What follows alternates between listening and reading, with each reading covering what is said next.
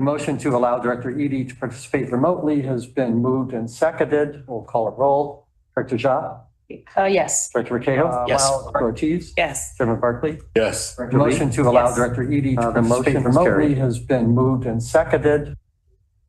Hi, Director Eady. Okay, so the next order of business is the approval of the committee minutes of June 11th, 2025. May I have a motion to approve? Second. So moved. Oh, I'm sorry. That's not what you did say. The motion to approve the minutes from June 11th, 2025 has been moved and seconded. Call the roll. Director Ja? Yes. Director Requejo? Yes. Director Ortiz? Yes. Chairman Barkley? Yes. Director Lee? Yes. Director Eady? yes, Thank you. The motion has been approved. Our next order of business is the finance report. Please. Morning. Good morning. Good morning, directors. Give me a moment here to pull up the report.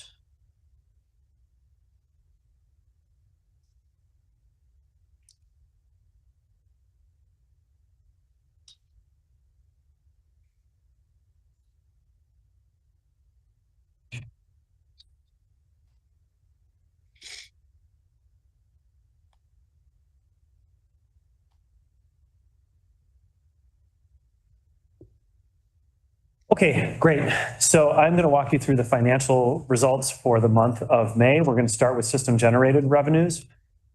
Here are the monthly results.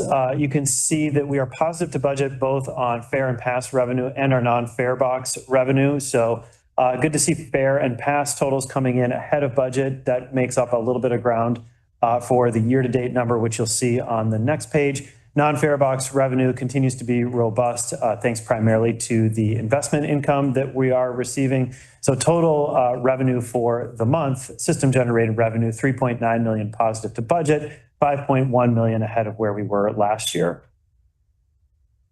Year to date, you can see here still carrying a slightly negative to budget variance on the fare and pass revenue, ahead of where we were last year, but slightly behind the projection for this year. Again, May was strong, so that makes up some of the ground there on that fare and pass revenue.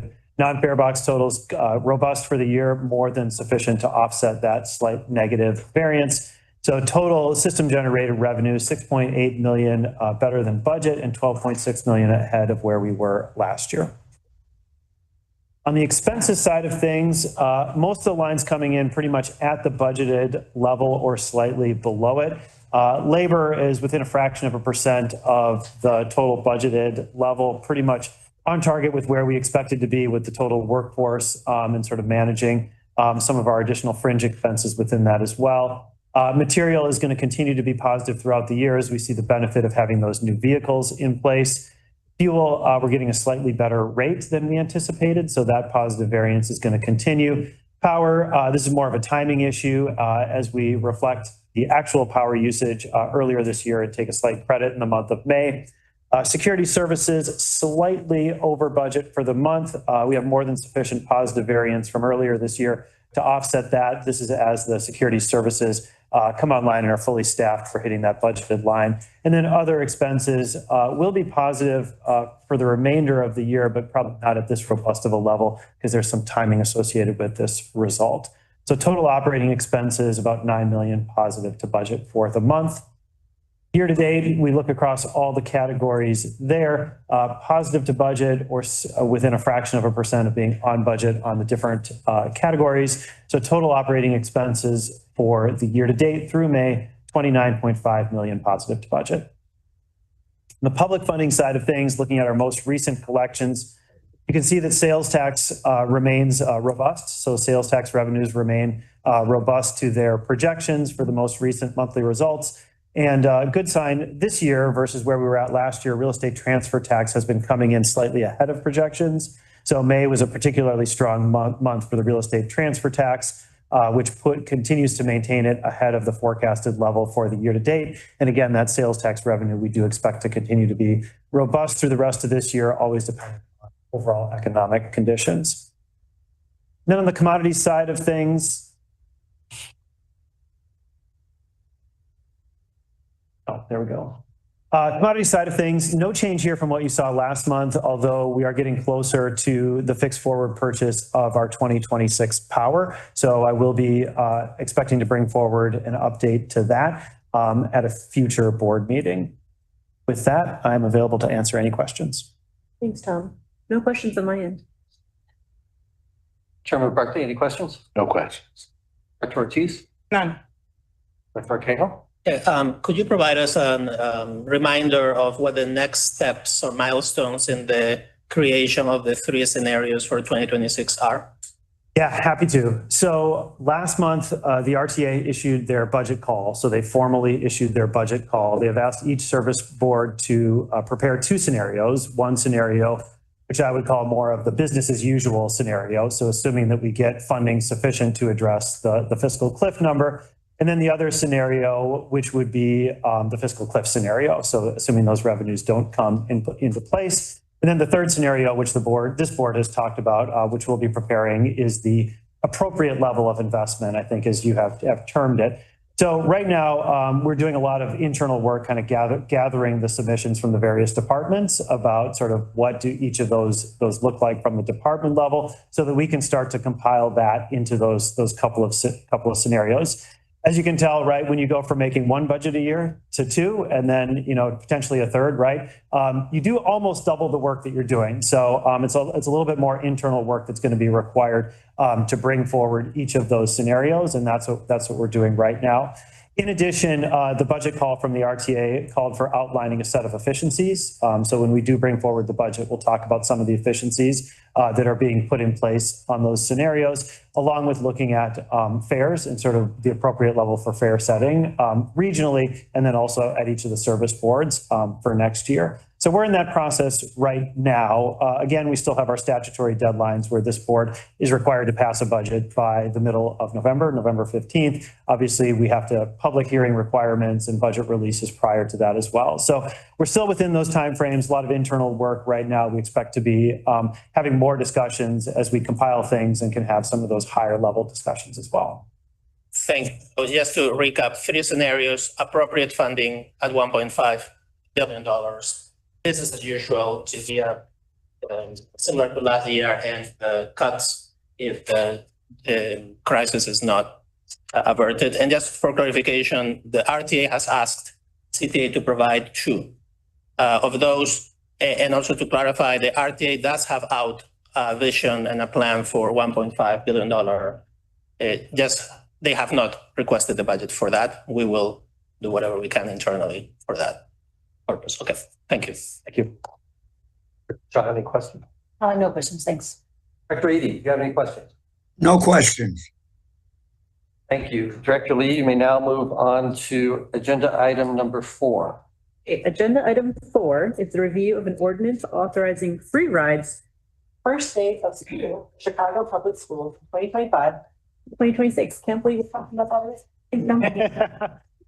I know it is about that. It is about that time. So hopefully you won't get tired of seeing me up here, but this is the first of 4 ordinances that I'm bringing forward, all designed around maximizing our non-fare box revenue. The first of these is the authorization for free rides for students and accompanying adults on the first day of school in 2025 and in 2026. So today I present for your consideration an ordinance authorizing free fares for all school-age children and accompanying adults on the first day of school in 2025 and 2026. This will be effective on the first day of school for CPS students in 2025, which is currently scheduled for August 18th, and on the date to be determined later for the start of the 2026 school year. Free rides will be given between 5:30 a.m. and 8:30 p.m., which are the normal hours that the student reduced fares are valid on CTA. Although the program coincides with the first day of school for Chicago Public Schools, all school-age children and an accompanying adult may ride for free on that date. CTA began providing this program in 2011. This program supports Chicago Public Schools' efforts to boost attendance on the first day of school and sets the tone for the upcoming school year. For the first day of school in 2025, we have partnered with Butcher Boy Cooking Oils to serve as a sponsor to offset the cost of free rides. The sponsorship not only pays for the cost of providing the rides, but also includes additional advertising on the CTA system to promote the program, adding to our overall system-generated revenue. This is our 5th straight year of partnering with the Chicagoland-based woman-owned company for the First Day of School Free Rides program. This ordinance also authorizes the president to accept a sponsorship for the 2026 program. In conclusion, I would like to thank Butcher Boy Cooking Oils for their continued sponsorship, and I'm happy to answer any questions you may have. If you're also interested in seeing what that advertising will look like, I did bring a sample of it, so I can hand that to Kent if he wants to pass it around. You can take a look at it at your convenience. No questions. I'm always glad to see programs for kids. And Barclay, any questions? Just a comment, I'd encourage the team to consider creative ways to promote this, particularly at Bud Billiken, the parade. I've marched in the parade every year since I've been chairman, and I think this is something that might be worthwhile in terms of promoting at the parade this year. Yeah, thank you. Great idea. Dr. Ortiz? I second, I definitely agree. One with just recognizing how important this is, and so glad to see it continue across 5 years, hopefully a whole lot more. I also am very thankful for the sponsorship. And yes, I definitely agree with advertising at parade and then just overall advertising. I think it's great. It's a great story and a really good use of partnerships. And it's really important for the first day of school for kids to be in school. So all in all, win-win for everyone. So thank you. Dr. Cahill? No questions. Dr. Jha? No questions, thanks. Dr. Eady, any questions? Yes, first of all, I'm always excited about this first day of school, free rides, understanding how important that is and how it drives funding, certainly for our children around education. But I guess one of my questions is, and I do see the totals in terms of the free rides, but is there any data relative to what particular districts or regions that we're seeing taking advantage of that as it relates to these free rides? Do you have any data on that? Yeah, we can get you some more detailed data on that. I will say that it is more heavily used on the bus side of things, which is where we see more of our student ridership, but happy to get you some more detailed geographic information. Yeah, and that's exactly what I was looking for, bus versus rail. And then in terms of the sponsorships, how are prospects identified? I see what the history has been in light of who has participated, but I would just be curious, how are prospects identified? Yeah, this is our third-party Intersection. You may recall last year we approved an extension of our contract with Intersection. One thing that they do is they are actively looking for sponsorship opportunities, including sponsorship of our First Day of School program, of the New Year's Eve rides, of the train, the Christmas train that's at the end of the year. So there's a lot of opportunities for sponsorship that they are promoting to the various local and national brands. And so they're the ones that bring this forward. This is part of their contract and their responsibilities. Okay, good. Thank you. Thank you. That's all the question I have. Dr. Lee, there are no further questions. And I now have leave to place this item on the omnibus for board approval. So moved. Second, It's been moved and seconded. Director Jha? yes. Director Cahill? Yes. Dr. Ortiz? Yes. Chairman Barclay? Yes. Dr. Lee? Yes. Director Eady? Yes. Motion is passed 6-0. We now proceed to agenda item number 5.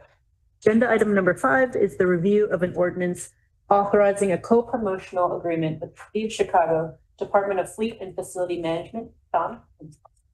Great. Today I present for your consideration a co-promotional trade agreement with the City of Chicago Department of Fleet and Facility Management, or 2FM. This department or its predecessors has been a co-promotional partner of CTA's since 2006. Various city departments run promotional or informational messaging on CTA through the co-promotional agreement with 2FM.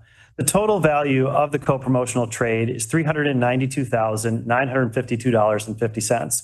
CTA will provide 2FM with interior car cards on bus and rail up to this amount. This is unsold advertising space that CTA is providing And as printing costs are the responsibility of 2FM, there's no cost to CTA to enter into this co-promotional agreement. 2FM will provide CTA equal value in the form of ad space on 250 J.C. Deco managed bus shelters that are located throughout Chicago neighborhoods. This partnership gives CTA exposure to a larger audience of residents and visitors through advertising on the city's bus shelters. It also enables the city of Chicago to reach CTA customers with important messages related to city programs and events. Happy to answer any questions you may have. I guess my one question would be, this is unsold promotional? Okay, so can't we kind of go through the process of selling all the advertising and then this is like what's kind of left? Yes, this is what remains when we've sold everything we can. Gotcha. Yep. Make sure. All right. Yep. Further questions for me? Chairman Barkley, any questions? No question. Director Ortiz? No questions. Thank you for the clarification. Director Urquejo? No questions. Director Jacques? No questions. Director Eady, any questions? No questions. Thank you. Director Lee, we have no further questions. Thanks. May I now have leave to place this item on the omnibus for board approval? So moved. Second. The motion's been moved and seconded. Director Jacques? Yes. Director Urquejo? Yes. Director Ortiz? Yes. Chairman Barkley? Yes. Director Lee? Yes. Director Eady? Yes. The motion is passed, 6 yeas, 0 nays. We now move on to agenda item number 6. Agenda item number 6 is the review of an ordinance authorizing modification of parking fees for park and ride under the L parking stations. Tom? Great. Today I present for your consideration an ordinance authorizing a price increase at CTA parking facilities. CTA operates 14 park and ride lots at rail stations and 56 under L lots under management with CPS parking. Prices at these facilities are set by CTA. Best practices for parking management calls for regular monitoring and adjustment of parking rates to align with market conditions. Rates at CTA lots have not increased since 2017. The proposed rate increase brings CTA lots in line with the current market, offsets new or increased taxes that have been introduced since 2017, and is projected to generate an additional $1.2 million per year for CTA. The ordinance authorizes an increase to daily rates at park and ride lots of between $1 and $3 a day, and an increase to associated monthly rates of between $20 and $60. It authorizes an increase to base hourly rates at standard under L lots by $1 per hour and comparable increase to the caps on hourly rates. Monthly rates at standard under L lots would increase proportionately by $20. In addition, a new category of premium under L lots would be created with a monthly rate of $150 and a starting hourly rate in the $5 to $15 range. These premium spaces will be located in areas with high demand for parking. If approved, the new rates will take effect September 1st. CTA and our parking operator will notify customers of the new rates via emails to monthly parkers, signage at park and ride lots, and updated information on our website. The board previously authorized the CTA president to adjust rates at park and ride lots by up to $1 per day or $30 per month, no more than once every 6 months. This ordinance extends that authorization to under L facilities as well. This ordinance also meets our continued commitment to increase our system-generated revenues and continue to capture efficiencies. That concludes my remarks, and I'm happy to answer any questions you may have. One question. You mentioned the last time we revised this was 2017. Is there a plan to do this more regularly, or because it seems like a little bit of a lag? Yes, there is a plan to do this more regularly, certainly. I know we're kind of catching up here since it's been since 2017 for obvious reasons, but paused during the pandemic. But the idea here is that we would more regularly do it, annual biannual basis as well. Chairman Barkley, questions? I support this initiative. I think it's a great idea. And while it won't help us with our fiscal cliff, in terms of what we're dealing with and fill that gap, it does show that we're moving in the right direction to maximize opportunities when we can to gain revenue. I'm just a little curious, Tom, under the proposed transit bill, I mean, would we still have the authority to do these kinds of things, or would that go to the proposed agents? Look at our general counsel there, because I know he's been looking at a lot of authority issues in the proposed bill before I answer that question.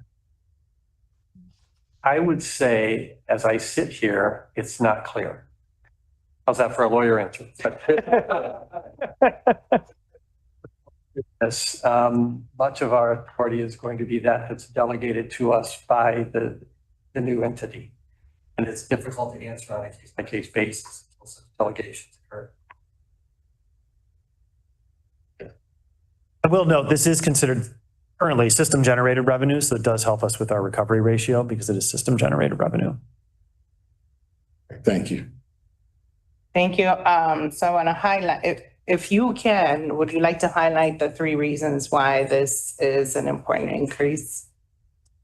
Yeah, well, one is, so first of all, park and ride lots are valuable, right? So I think they're an important component of the system, right? And so we want to make sure that we're continuing to utilize them and that they're utilized for their purposes, right? Which is to park and to then take the system and ride around and ride to wherever people need to get to. This allows us to continue that program by effectively funding it, right? By taking into account the taxes that were put in place, right? So we were losing an additional $500,000 a year by not accounting for those new taxes that came in place since 2017. So we're definitely closing that gap by doing this. Second, I think it shows that, we are putting control, in our own hands, right? So users of the system are helping to pay for the system, right? This is another way in which users of the system are helping to pay for the system. And the third thing I would note too is that we do have some lots that are underutilized and don't seem to be, functioning, fully effective as designed as a park and ride particular plot. So we are looking for redevelopment opportunities, not necessarily hurt that system generated revenue, right? They have minimal impact on the overall revenue that's coming to the system. But if that lot was redeveloped into another purpose, it would really help activate some of the space around the station. So this continues to allow us to be able to do that, and the rest of the system to support it where it is fully functioning as really a park and ride system as intended. Great, thank you. I'll share a little bit of what I heard. So this would help increase their revenues based on market rate parking, equal other partners who are also providing parking. It'll help close the tax increases, which we've incurred without sharing that cost to the people who are parking. It'll help improve some amenities, as I understand as well, like some parking lots and some repairs. And it'll give us an opportunity to provide different alternate use for those parking lots that are underutilized. Thank you. Director Cato? Yeah, a couple questions. One thing that I learned through the process of understanding the parking strategy is that the state and the city of Chicago tax CTA for these lots. Is this correct? Correct. We are a parking lot owner like other parking lot owners. And so all, state and local taxes are applied to our parking lots as well. I mean, we are, but we are not, right? Because we're sister agencies. So I was wondering if we have had any conversations around an intergovernmental agreement or something like this, because it sounds like the very agencies that should be funding us are extracting taxes from us. So that something didn't sit well with me when I saw that it's like $500,000 every year that we pay in taxes to state and city of Chicago. Correct. And other municipalities as well. So yeah, I think it's an opportunity, right? Again, to maybe make some tweaks where we could see some revenue benefit off of that. So we haven't proposed anything specifically, but we can look at ways to do that. And then I'm very supportive of the changes as a first step. And I'm curious as to how are you all thinking about more of a strategy to not only maximize what we have, like in this case, but also explore other land that we own, other lots, other partnerships. Where's the thinking at on that front? Yeah, so a broader transit-oriented development, transit-supportive development conversation. I'm happy to have some of the other folks at CTA who are working on that join me. So, for those of you that have been working on that in particular, if she wants to join me, talk about activating some of those other lots. I would say this, we do have, when I look at the parking lots, there are opportunities, right? We do see some really underutilized lots, communities where those lots are present. People will know because they'll walk by and they'll be empty. So we would look for short-term activation, something like a farmer's market, and then long-term activations and development projects as well. Let me turn it over to Molly to talk a little bit more about the broader portfolio. You did a good job, Tom. I've been listening. I've been listening. Let me put it that way. So, one of the things that we've really been looking at and working with DPD specifically is how can we think about where the city also has land that they own that's vacant, and how can we leverage the city-owned land as well as our land as well to create sort of larger marketable spaces that could be used for ETOD. Sometimes what we have is maybe not very large spaces, and we need to put together multiple parcels to create something that developers will actually be interested in. So one area that we are working on with DPD is around 63rd and Ashland. So that is a location that we know has low parking utilization and is something that the city is also interested in developing. So that's one of the key areas of how do we start to think about where DPD has resources that then we can overlay our resources with, our space with, and create a much larger marketable opportunity for developers. Working with DPD also allows us to leverage some of the tax credits and various opportunities that DPD has to offer with TIF and things like that. So that's why it's a really important partnership between the two of us. Additionally, as Tom mentioned, we're working through a process to think about concession activation. You've seen Chief Infrastructure Officer Bill Mooney come and talk about concession spaces that generate revenue for us, right? We're putting coffee shops, things like that. But we also have concession spaces that have been vacant for 5, 6, 7, 8 years. And they're vacant because they're not going to be large revenue generators for us. There's not a market for that type of revenue generation. So we're working to look at those concession spaces and think about how those concession spaces can be activated maybe for below market rent. So maybe it's not, we're going to make a bunch of money off of this, but it's going to bring people to the station. It's going to activate the station. So we're really starting to think about that continuum of where are those spaces and the land that we own in the concession spaces, we can maximize revenue. And where are those spaces that maybe maximizing revenue is not the highest community benefit, and it's going to achieve something that if we focus on revenue, it's vacant or it's underutilized. And so looking at those spaces and thinking about what is the community benefit, what does the community want, and drive activation there through partnerships with DPD, through our own work with the community. Great. So this would be integrated within our ETOD strategy as one of the elements being underutilized parking space that could be activated as something else. And in many cases, this is not an either or, because whenever you have a parking lot, you can keep the parking lot and then live on top, right? Mm-hmm. A source of revenue on the parking lot and potentially a source of revenue on the properties. Yeah, at 63rd and Ashland, we are thinking about maintaining parking spaces. We're even having conversations about the bus turnaround as well. We need the bus turnaround at 63rd and Ashland. We don't need the air above it. If someone wants to build above it, they can do that. So we are starting to think through, to your point, Director Akejo, it doesn't have to be an either or. We can think through, we still want some parking, maintain that, but where's the other benefit that we could drive? Right. Yeah, and I would add too, the benefit of activation, right, is that we get more ridership, right? So it's not a net loss if we're necessarily giving up parking in favor of activation, because activation should be bringing the benefit of additional ridership and then the fare revenue that comes with that. Yeah, thank you both for thinking bigger than this. And this, by the way, was another of the sources in the transit bill that was there in the first version and then wasn't there. And I feel that some of the modeling that you are doing would be helpful to bring it back and convince our legislators that TOD is also a source of revenue. And when you start aggregating land like this, it can be like an 8-figure funding source for CTA. So thank you both. Director Shaw, any questions? Director Lee, do you have any questions? There was a screen that was not shown here, and I had even mentioned it to Tom during our briefing, and I've just been thinking a little bit more about it. There are those 4 new park and ride stations that are planned, 103rd, 111th, Michigan, and 130th. And there was some 1,200 spaces that are projected to be put in play.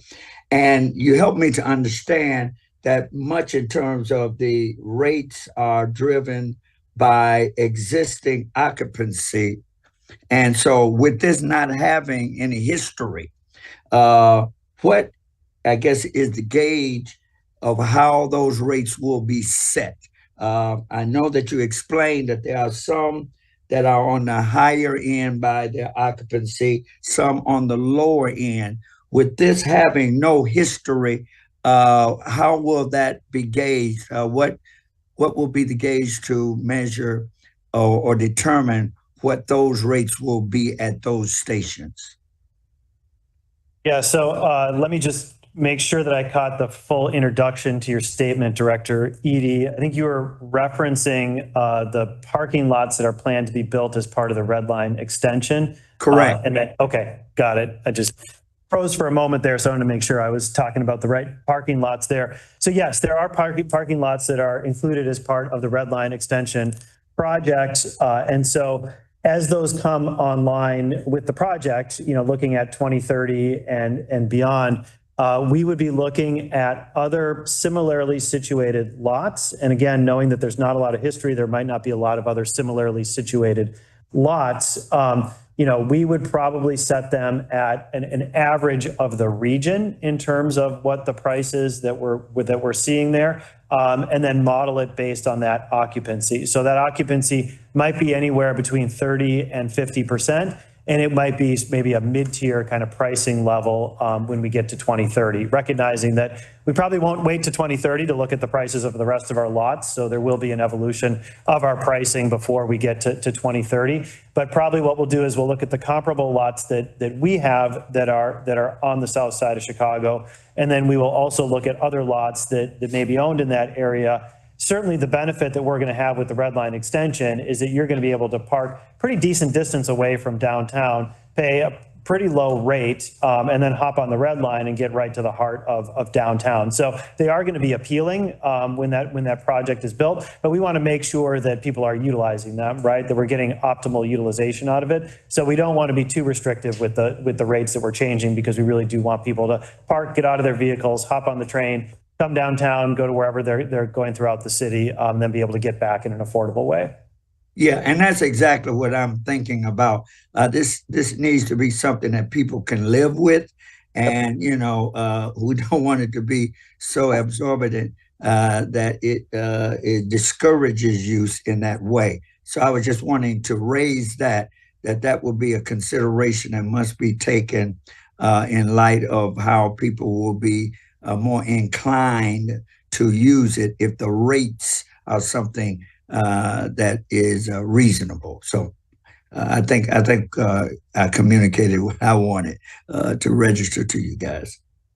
Thank you. We appreciate that thoughtfulness. Director Lee, there are no further questions on this item. May I now have leave to place this item on the omnibus for board approval? So moved. Second, It's been moved and seconded. Have a roll call vote. Director Scott? yes. Director Cahill? Yes. Director Ortiz? Yes. Chairman Barkley? Yes. Director Lee? Yes. Director Beatty? Yes. Motion is passed, 6 yeas, 0 nays. Director Lee, we may now proceed to agenda item number 7. Okay, agenda item number 7 is the review of an ordinance authorizing a license agreement with Mobile Money Incorporated to install, operate, and maintain automated teller machines at designated rail stations.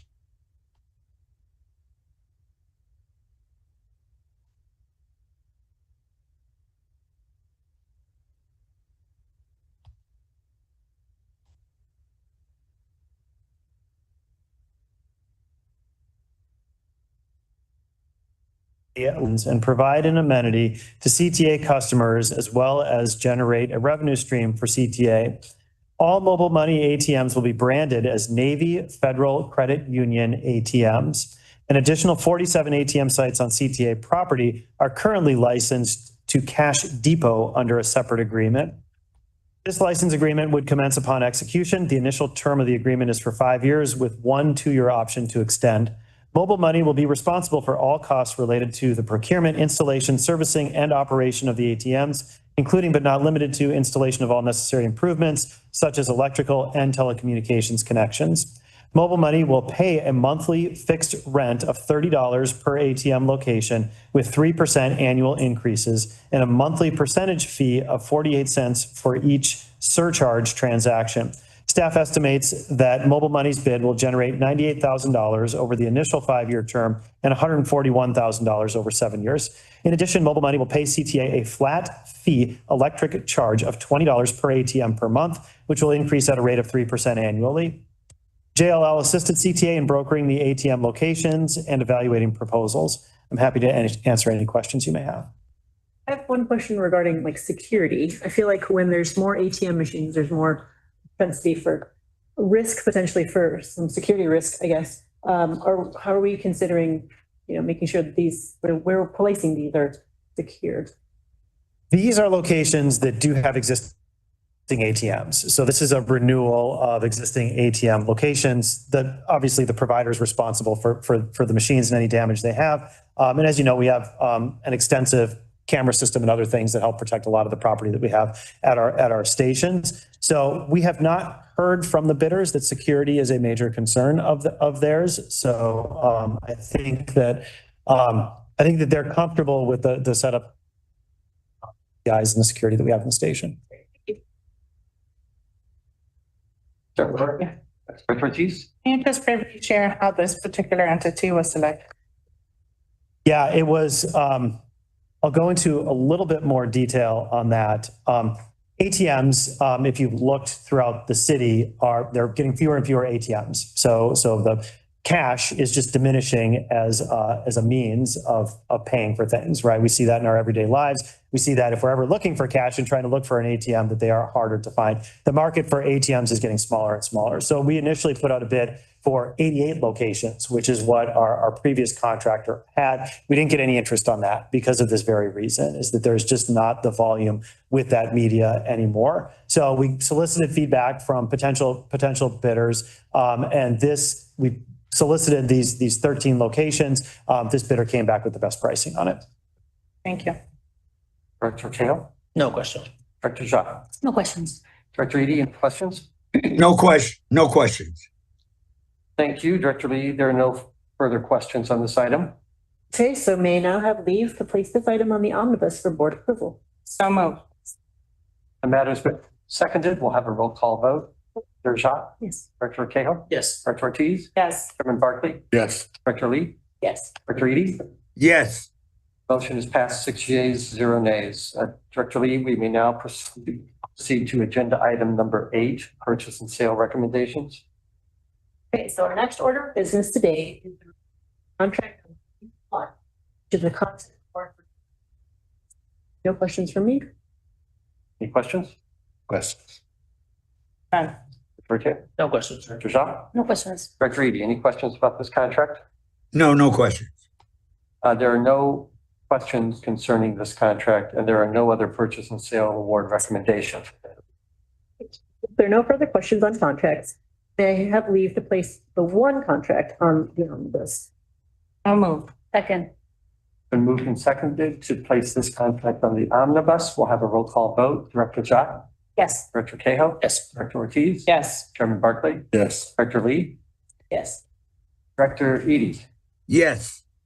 Motion is passed 6 yeas, 0 nays. Director Lee, we may now proceed to agenda item 8B. Since there's no further business to come before the committee, may I have a motion to approve the omnibus and recommend the omnibus for board approval? So moved. Second. It's been moved and seconded to approve the omnibus and recommend the omnibus for board approval. We will have all vote. Director Shaw? Yes. Director Cahill? Yes. Director Ortiz? Yes. Chairman Barkley? Yes. Director Lee? Yes. Director Eady? Yes. Motion is passed unanimously. You may now proceed to the agenda item number 9. All right, so finally, may I have a motion to adjourn? So moved. Second. Motion to adjourn has been moved and seconded. Director Shaw? Yes. Cahill? Yes. Ortiz? Yes. Barkley? Yes. Lee? Yep. Director Eady? Yes. Motion is passed. We are now adjourned.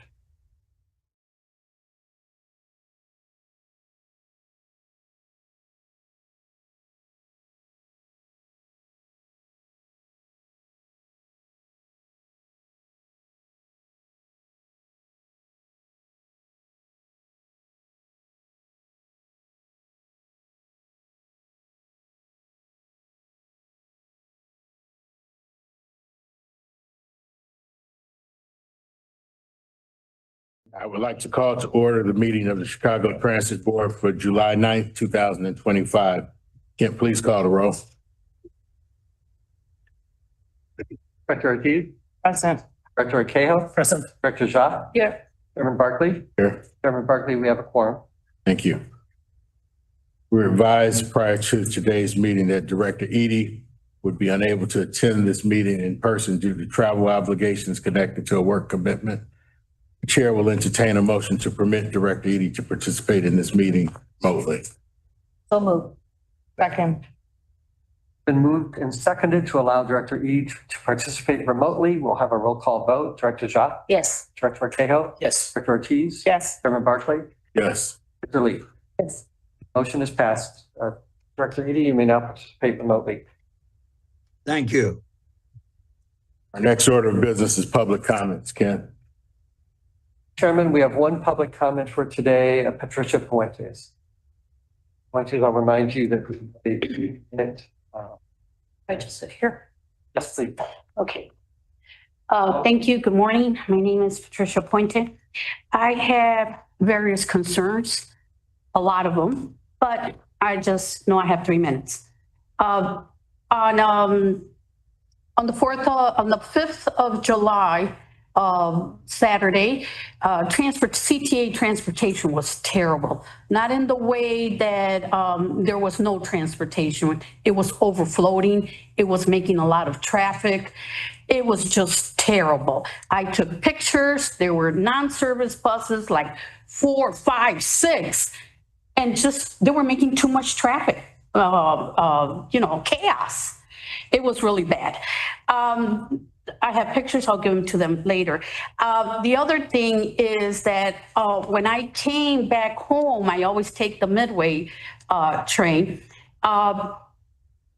One of the doors didn't, oh no, that's another event. When I came, the bus, they put us on hold on Washington and I don't remember what other station or Adams, I don't remember, but they had us there for 20 to 4, no, more than 20, like half an hour to 40 minutes just standing there. They said that there was a problem with the train. After they fixed whatever they needed to be fixed, the red light turned where it says that there was not going to be any stop signs. The train went directly to Midway. Okay, but the thing is, if they said that there was something wrong with the train, when we got to Midway, passengers started getting on the train and the train left. So how could there be a problem with the train? And then when we got to Midway, new passengers got on Midway and the train left. That's a concern for me, having that train that said that there was an issue with it. Oh, well, whatever. Well, that's one of my concerns. The other concern is that I don't remember right now the date, but I was coming in Midway. One of the doors wasn't working. In 2 or 3 stops, it didn't open. The passengers had to run to the other door. By the time that they got there, they missed their stop. So then when I got to Midway, I wanted to talk with the supervisor. The supervisor was really rude. Hispanic supervisor, he was really, really rude. I was just like, it is a concern. If there was a fire or something, the door doesn't open. It's like, but that is the other one. The other one is, what was the other one?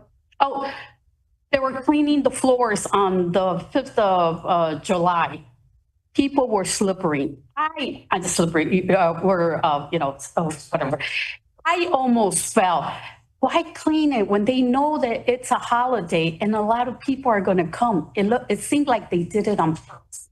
Thank you very much. Another thing, can I speak with a supervisor? I could give all my concern and like that, I don't have to come up again. Thank you. I'm going to connect you with Donald, transit officer, who can talk about your experience. Thank you. Thank you. An excellent job. I even speak with the CTA bus drivers. I know what they go, and I say, you know what, you did a good job in handling this case. You know, the bus drivers, you know, thank you very much. Appreciate that. Thank you. Is there a motion to recess this meeting to the call of the sheriff? Yeah. So moved. I want a roll call on a motion to recess this meeting. Director Jacques? Yes. Director Tejo? Yes. Director Ortiz? Yes. Director Barclay? Yes. Director Lee? Yes. Director Eady? Yes. The matter is motion meeting is recessed to the call of the chair. Thank you. Thank you.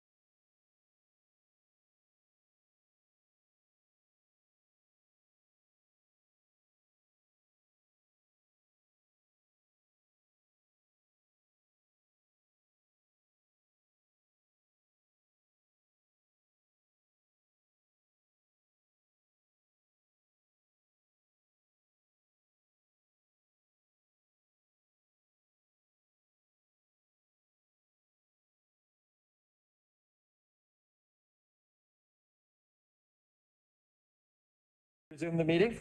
Yes. Second. I'll vote. Deja? Yes. Director Cahill? Yes. Director Ortiz? Yes. Member Barkley? Yes. Director Lee? Director Eady? Yes. Thank you. The meeting is back resumed. Our next item of business on the agenda is our president's report, which will be given by our acting president, Nora Lears.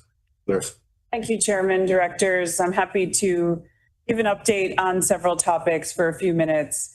I want to start with security. I know that's top of mind for everyone and our riders and the public at CTA. So I wanted to provide a few updates. Of course, the foundation of our security continues to be our partnership with the Chicago Police Department. And we're happy to report that the missions that we've put into place with them continue, including our anti-smoking missions, our safety outreach missions. And a significant announcement will take place tomorrow with Superintendent Snelling and CTA regarding upgrades to the Strategic Decision Support Center that CPD has in place, which strategically uses our cameras to prevent crime and to assist in arrests and prosecutions of crime. So that dynamic partnership continues to deepen, and I'm happy about that. And I also wanted to add on to that an update on the pilots that I know you authorized as a board to take place in our budget this year for CTA. And there's a significant development that I want to focus on in my update today, which is that CTA will be moving forward with piloting non-law enforcement resources on CTA through an ambassador program. This will be an initial pilot of a smaller scale to learn lessons about what would be best to potentially expand onto CTA into a broader program. We know this is of intense interest from the public, from our advisory organizations. For many years, this has come up to layer on resources on CTA beyond law enforcement in a way that people want to see. What we're doing here at CTA is twofold in terms of the pilot approach, given that the request for transit ambassadors, for many people, they think of something different. Some of them think of a customer service oriented type of resource. Some of them think of a more crisis response resource, a social service resource. And what we'd like to do at CTA is pilot both of those approaches. So we are moving forward with both using internal resources in a new way, or a type of safety ambassador pilot that's more customer experience oriented, dealing with antisocial behaviors to try to prevent them and engage with our riders. And then the second version is more crisis response oriented. And we will be going out with an RFP in the coming months to work with organizations to initiate a pilot in that regard. That will be very much informed by our continued work with community-based organizations, with advocacy groups on this topic, to make sure that we're sensitive to all of the concerns and the dynamic and nuanced approaches that people want to see from such an exercise. And we're also going to be forming a group that we work with external entities and internal parties to assess the effectiveness of that, to get feedback on what people want to see and their experience with that on CTA. But I'm happy to report movement in that area, and it's significant, as I know this has been something that has come up over the years. We'll continue to keep you updated. Again, it's a small scale pilot to start to experiment with what would work best on our system. I also want to take time to reflect on our special events. We're in the middle of the heat of the summer, both literally and figuratively. And this is where CTA can really shine in terms of the service that we put out around our special events. Since we last met, of course, there was our Pride Parade, which is one of our biggest ridership days of the year. We had 60,000 riders coming to Pride Parade just on its own. It created ridership of nearly 640,000 people just on that Sunday alone, which now marks our highest Sunday ridership of the year. It was a successful event for us, and I had the privilege of spending the day starting in the early morning at our employee meetings at 5:30 in the morning, right outside Wrigley Field with our bus service management, discussing reroutes and how we would manage the day. This is an incredible point of pride for our agency across departments, and I am just in awe of what they execute that day and every day. But that day presents a time to observe from early morning till late in the night our teams working around the clock to serve people in dynamic ways. It's rail operations, bus operations, the control center, our fare systems programs, our service planning that plans all those reroutes and executes them. I just want to thank everyone from those departments for the incredible work that they do on that day and throughout the summer. Just this past weekend, we logged further, more complex exercises, the NASCAR competition in CTA, which presents, unique reroutes that we need to plan for and communicate to riders, and as well as our July 4th activities throughout the city. Every weekend really brings a new set of challenges for our team that they always step up and execute. And I just want to thank them. In addition to our operations team, I wanted to take a moment to think about our infrastructure team and the background of what they're executing in days like this and throughout the summer, particularly in the heat. We have our infrastructure team that's making sure all of our cooling aspects of our system are in place. These are our track workers, our signal maintainers, our linemen, our HVAC technicians, our electricians, our escalator mechanics. They're working around the clock to make sure all of our infrastructure is flowing and serving our customers as well. This is, on top of things like the line cut that was in place for the Costner Pink Line, and executing that in the heat like experts and with professionalism. I just want to thank everyone for the layers of work that goes on at CTA. We're also excited that July is Disability Pride Month. I'll be excited to also partake in the Disability Pride Parade later this month and to showcase CTA's achievements and focus in that area as well.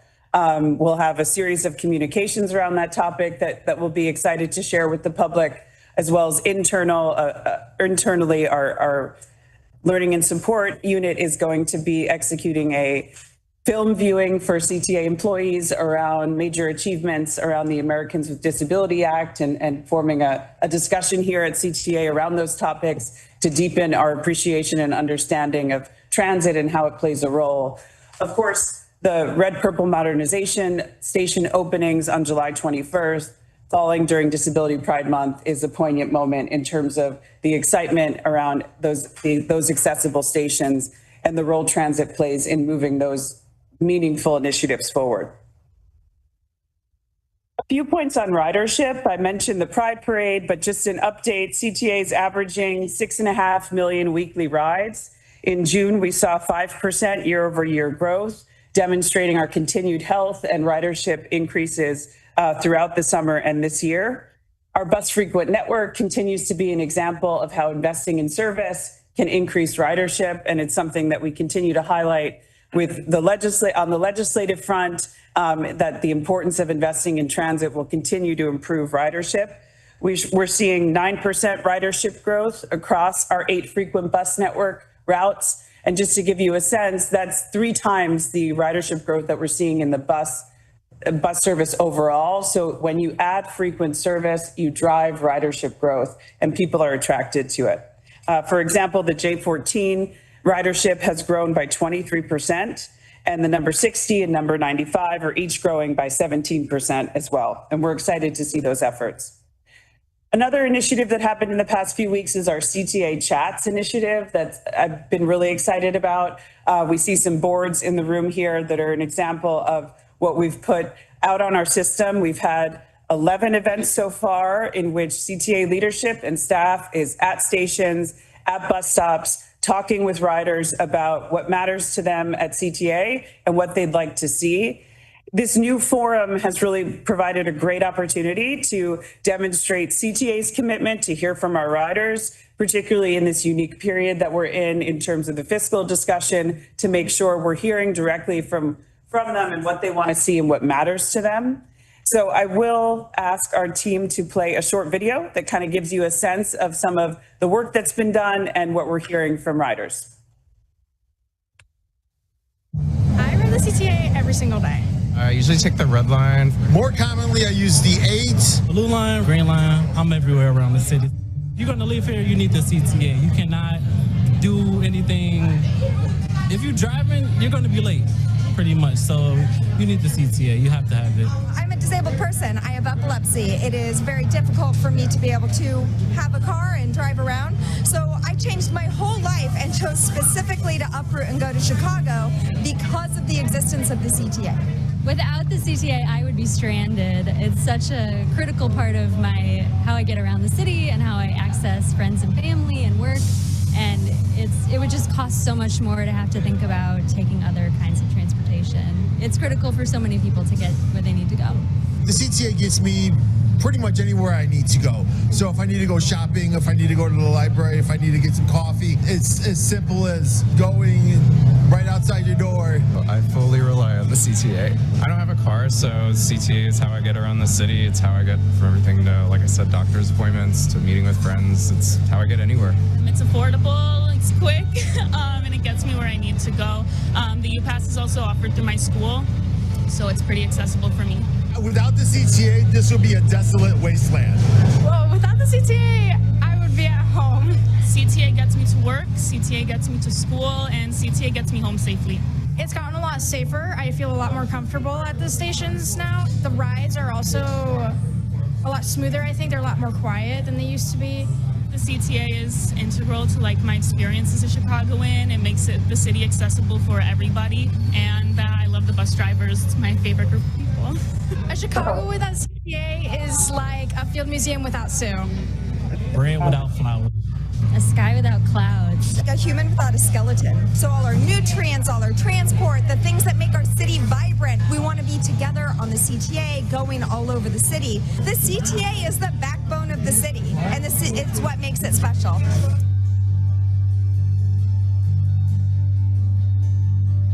Great. So, and you see those upcoming chats, we're extending this into the summer with more events. And this is kind of every single day. Those are some great general feedback, that commentary that we got from riders. I know from the event that I attended, what's great is you can also get some very location specific feedback from people when you're standing at where their bus and train usually come and what they'd like to see more. And so it's been incredibly useful. So we've interacted with over 1,000 riders, gotten 800 points of feedback on our boards, and continue to be excited about what that's going to provide us with. So lastly, I'd like to talk about, we just took a picture downstairs with several of our One Summer Chicago interns. This is an incredibly exciting time of the year for CTA in terms of our One Summer Chicago program. We have a record-breaking amount of interns here this summer, just under 300. We have 298. We had a goal of having 250 and we surpassed it. And there's an incredible amount of work on our team that goes on to hosting these interns. And I'm very excited to have our Vice President, Kim Robinson, here to talk about the program and have us meet some of our interns right here with us today. So take it away, Kim.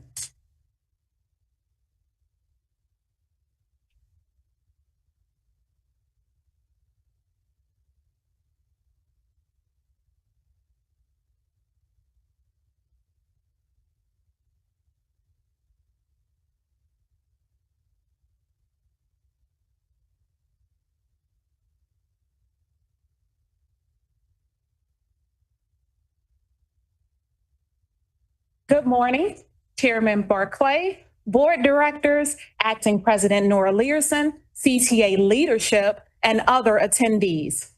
I am Kim Robinson, and I am proud to serve as the Vice President of Training and Workforce Development. I am thrilled to present to the July CTA board meeting and provide an overview of the CTA's One Summer Chicago internship program for the summer of 2025. As many are aware, this dynamic program is a huge initiative for the CTA and Chicago Mayor Brandon Johnson.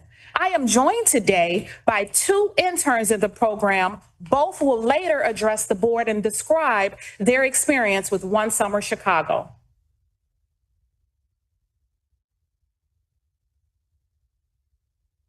Every year, the CTA offers hundreds of high school students meaningful and part-time internship opportunities for 7 weeks. I will note that the traditional One Summer Chicago program is 6 weeks, but CTA has extended our program for a 7-week journey.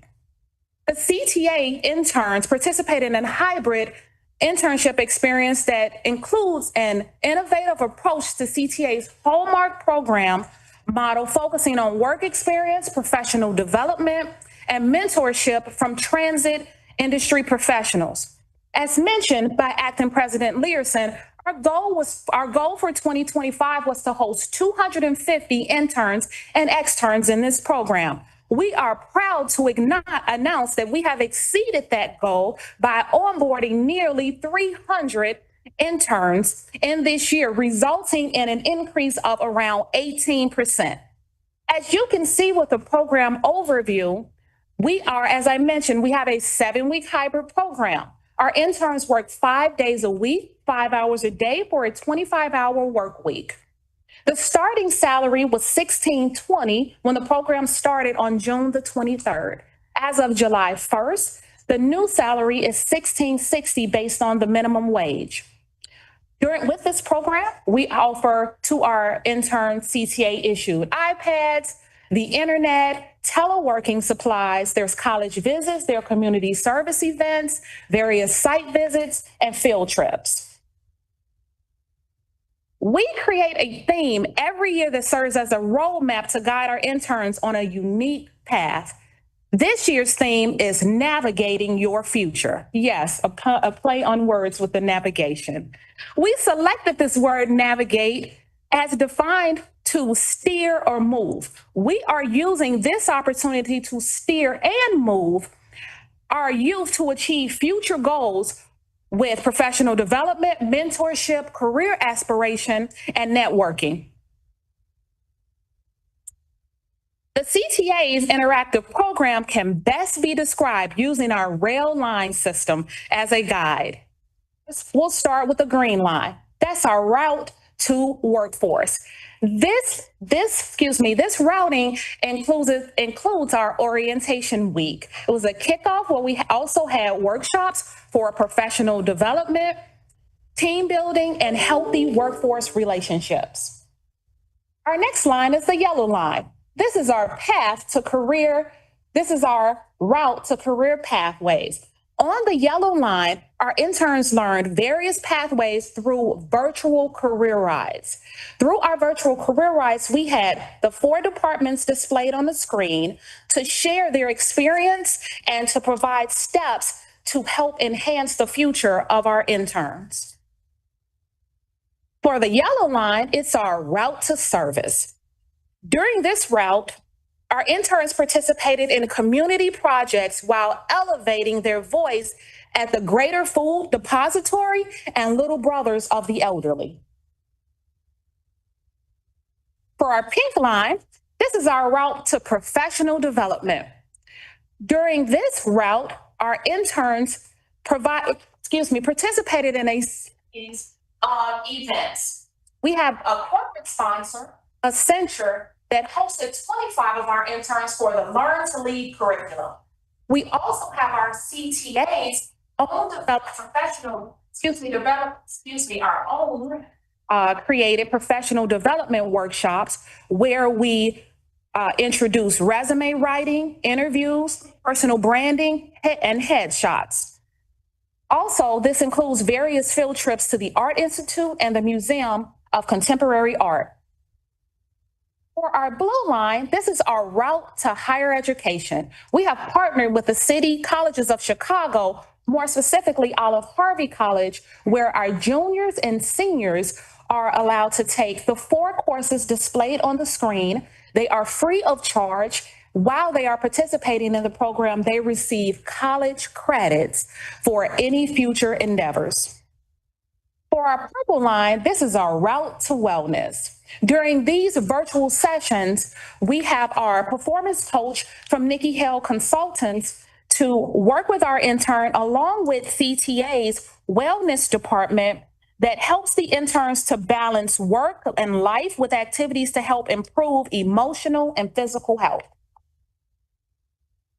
Our last line is our brown line. This is our route to financial freedom. We have partnered with the Economic Awareness Council. where we discuss banking, budgeting, savings, investments, and credit, to name a few topics. This year, we added assistance with completing financial aid for college enrollment and applying for scholarships. Today is actually the first payday for our interns. So they are excited. That's why you saw so many downstairs. They are here for their first paycheck, and we're going to use the Brown Line to help assist them with how they will manage the funding and dollars that they will receive for the 7 weeks of this program. Our external partners, the success of this program is established by the support of our CTA internal program partners.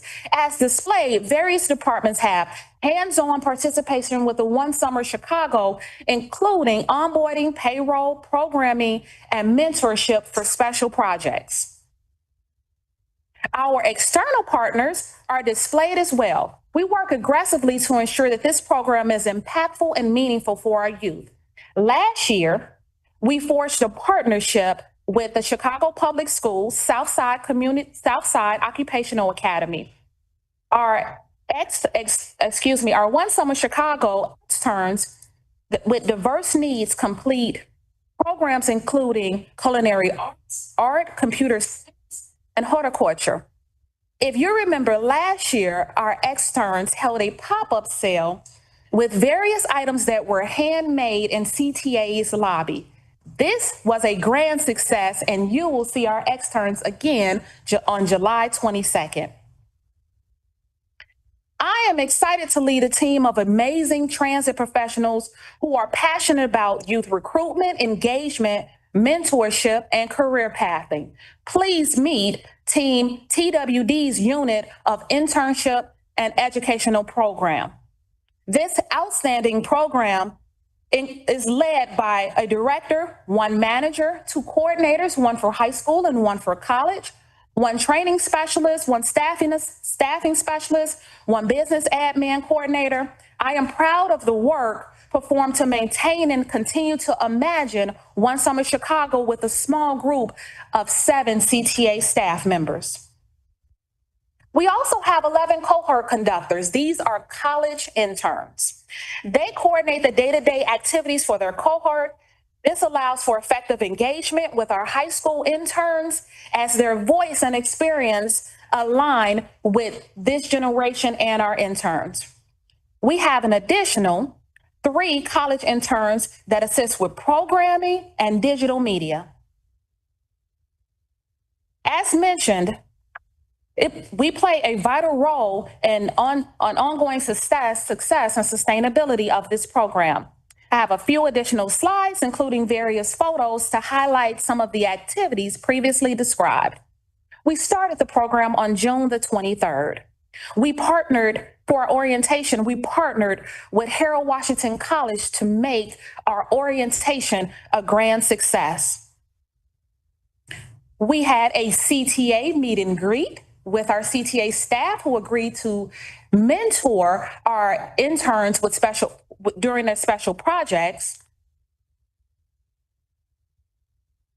Our interns, as I mentioned, we participate in various community service activities. This picture displays our work at the Greater Food Depository. And to align with not only the internship, work experience, professional development, we also encourage higher education, where we have various college tours. For this year, we had UIC, Roosevelt, Harold Washington, and Kennedy King College. Also for this year, we further expanded to include trades, certification programs, and the military forces. We partnered with the city colleges in Chicago for in-person and virtual tours for our interns. We kicked off this year with our second year with CPS, Southside Occupational Academy, where we welcomed 30 externs.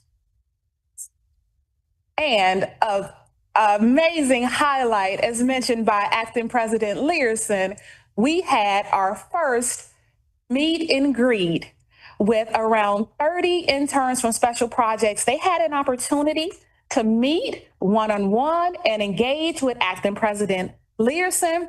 Being able to engage one-on-one with Acting President Learson is definitely one for the books for our interns. We truly appreciate your engagement and support of the program, and we want to thank you. At this time, I would like to welcome Angel Patterson. She will have a few words about her experience with our Southside Occupational Academy, and she is one of our CTA externs. Angel? Yes. You ready? Mm-hmm. Okay. You want to stand up? I know. Okay. Okay. We are ready. Okay. Good morning. My name is Angel Patterson. I'm 21 years old. I go to Southside Occupational Academy. Thank you for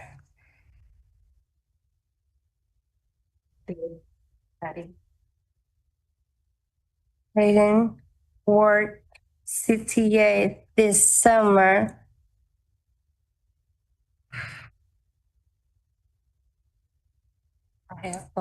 I have fun for flower pot.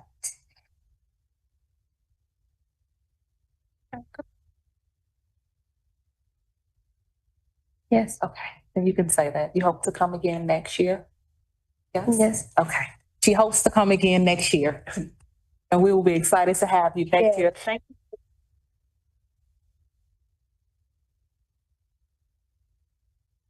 And now we have Jamil Meeks. He's from our Red Line 95th Street. He is one of our 2025 One Summer Chicago interns. Want to stand or you okay? I'll sit. Okay.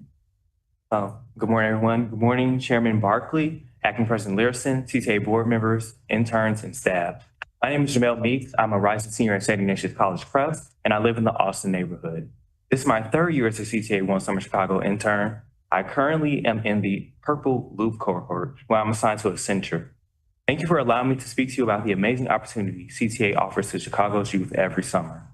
As a third-year CTA intern, this continues to be a highlight of my summer. I've realized that the past 2 years have prepared me well for this role.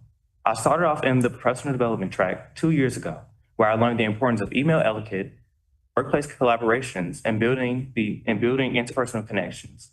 Last year, I worked as a special project intern where I had the pleasure to work at the West Shops under Ms. Janine. I had my first experience with Microsoft Outlook software, and I also learned how to communicate effectively with individuals who are established in their careers. This year at Accenture, I have the opportunity to dive deeper into using Microsoft software, as well as develop my leadership and presentation skills. Every year, I cherish the chance to build relationships with my peers from all over the city, and this year has been no different.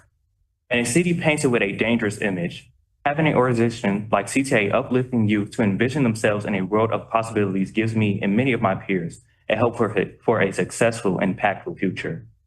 On behalf of over 270 CTA One Summer Chicago interns, I would like to thank Acting President Learson, the CTA Board Chair, CTA board members, and all of the training and workforce development leaders, including Vice President Kim Robinson, all the cohort conductors and internships and educational programming staff for making this internship a great experience for not just me, but for all of us.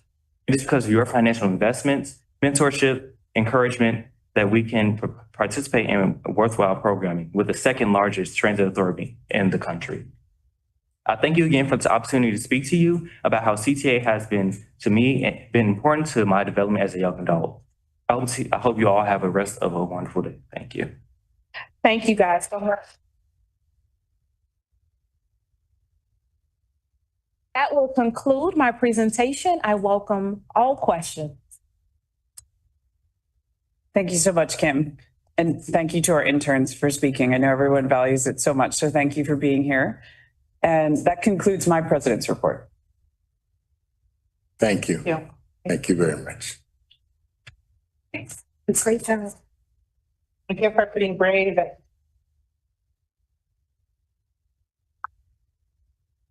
Thank you, President Learson, for your report and your continued leadership. I commend you and the entire team for your efforts and the progress we're seeing across several key areas.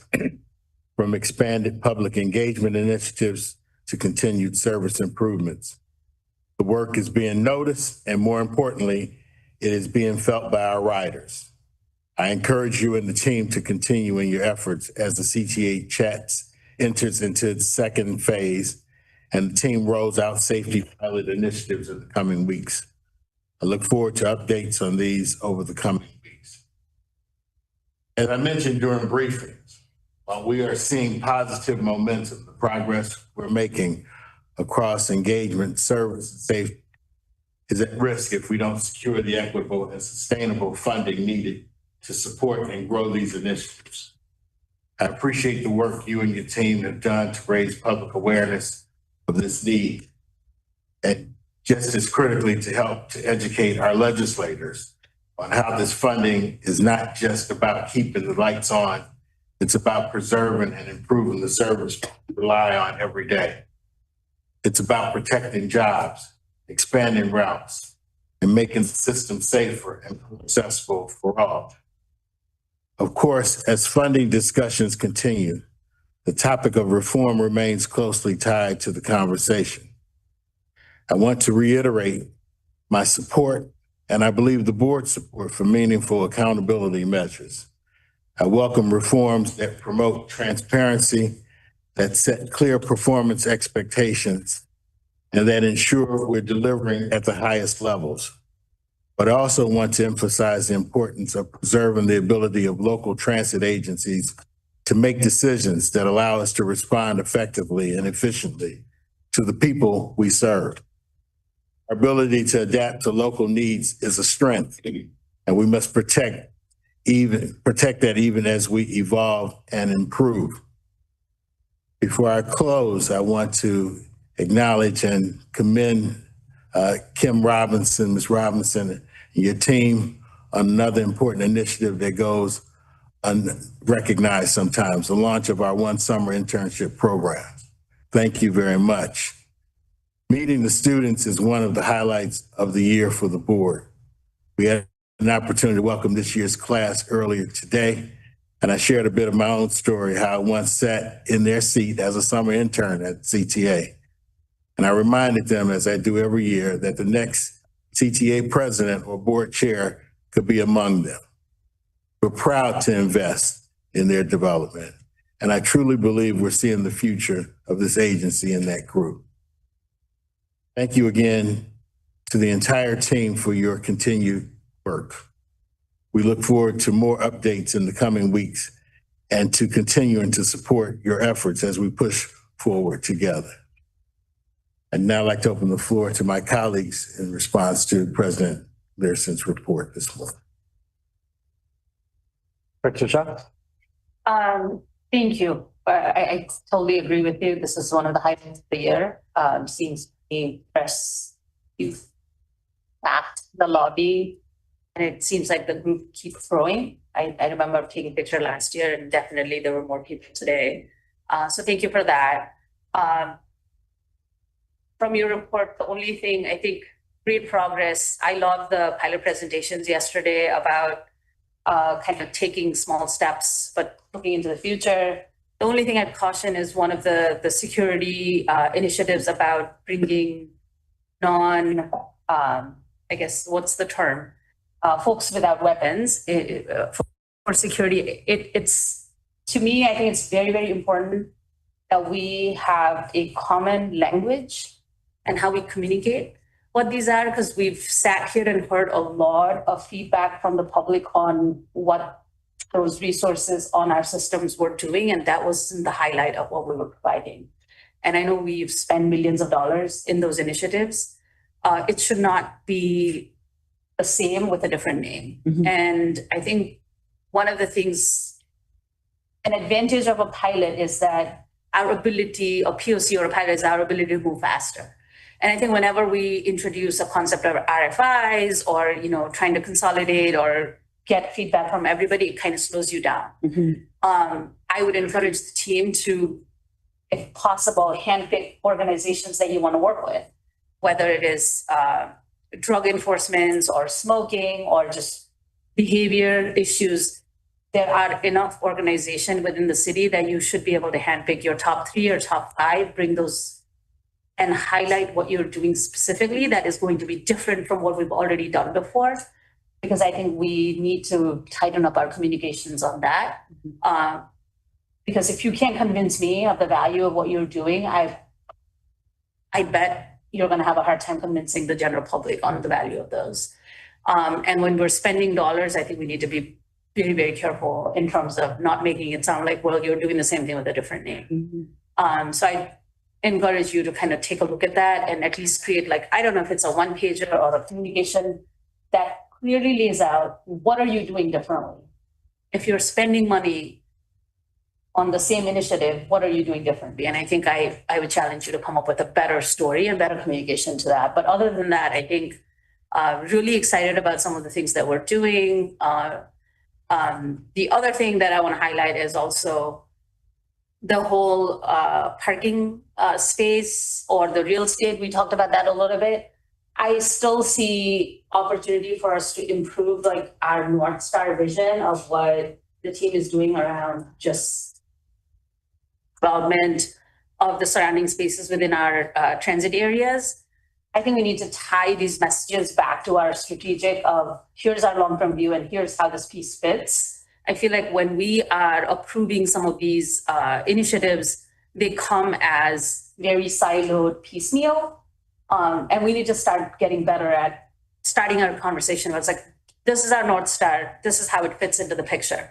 And we are not doing that. And I think every time you come with a proposal, let's align that to our overall strategic vision and just say how that piece fits into it. So we know internally there's cohesion and I know you are talking to each other. We need to show up like that, right? Because all the work that's going in the background somehow gets lost when we're in the briefing room. It doesn't sound like it's part of a bigger picture. So I want to see some of that sort of come so you get the credit of all the background work that you're doing and the communication is crisp in terms of how it ties to the long-term vision. And thank you. I mean, I know I'm long-winded, but I'm really excited to see what the team comes up with in terms of the feedback from the pilot and where we go forward. For Cato? Yeah, I wanted to double down on congratulations, Kim, who seems to have the best job at CTA, realizing here. But it was an amazing presentation and an incredible program. And thank you for bringing the students to present to us. This is what makes CTA different from other organizations. And this is what we mean when we say that we are in the business, not just of moving people from A to B. There's a lot more. And when you care about people, it shows. So thank you for that. And looking forward to seeing them back in the future.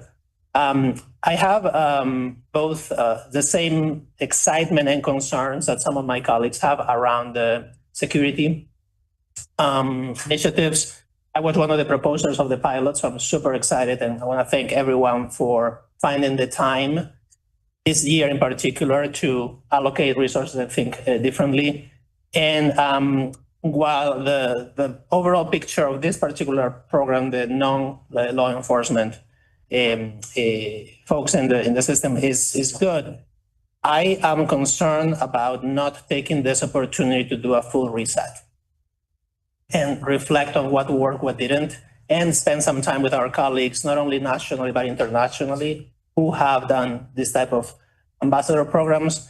And to be more specific and direct, I am concerned about using some of our private security firms that we have already in the system to do this pilot. I know the reviews have been mixed about the performance.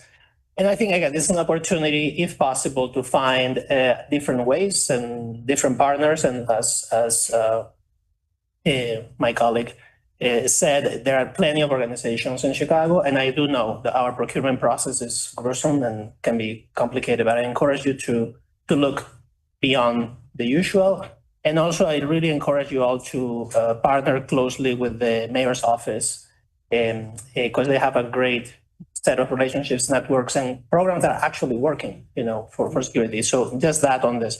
And then finally, I'm going to be repeating this constantly because I feel that it gets lost sometimes.